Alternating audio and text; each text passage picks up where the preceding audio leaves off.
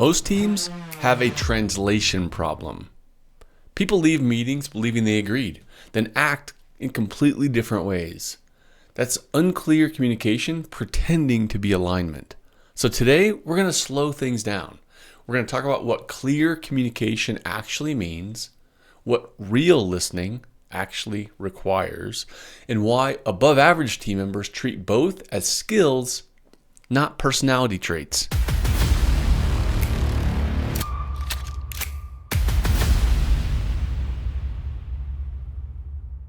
Clear communication is about saying less, but saying it better.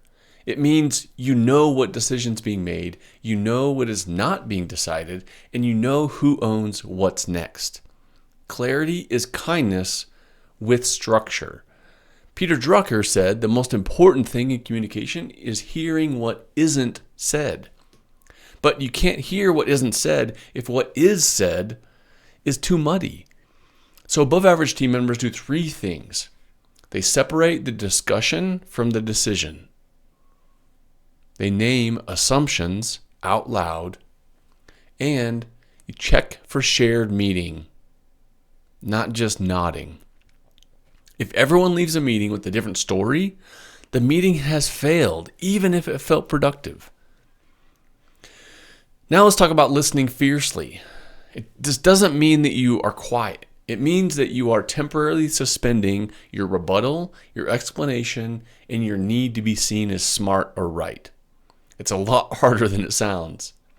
Stephen Covey famously said, "Seek first to understand." It's a great quip. What gets missed is that understanding requires tolerating ambiguity much longer than it feels comfortable. Most people listen just long enough to confirm what they already think, find a flaw, and or prepare their reaction. Notice I said reaction, not response. That's not listening. What you should do is listen for what problem the other person is actually trying to solve. What fear or constraint might be underneath the words.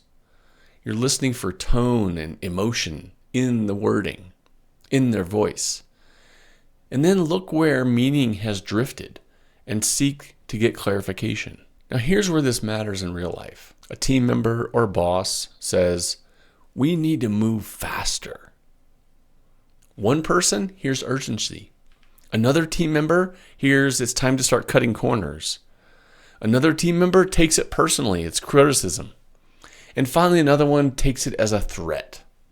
Same sentence, 4 people, 4 meanings. Clear communicators don't argue immediately. They clarify first. Ask, when you say faster, what are you willing to have as a trade-off? And speed is relative to what? And what does excellence look like in this area?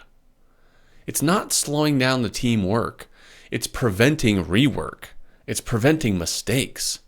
In training, sloppy cues create sloppy movement. In teams, sloppy language creates sloppy execution.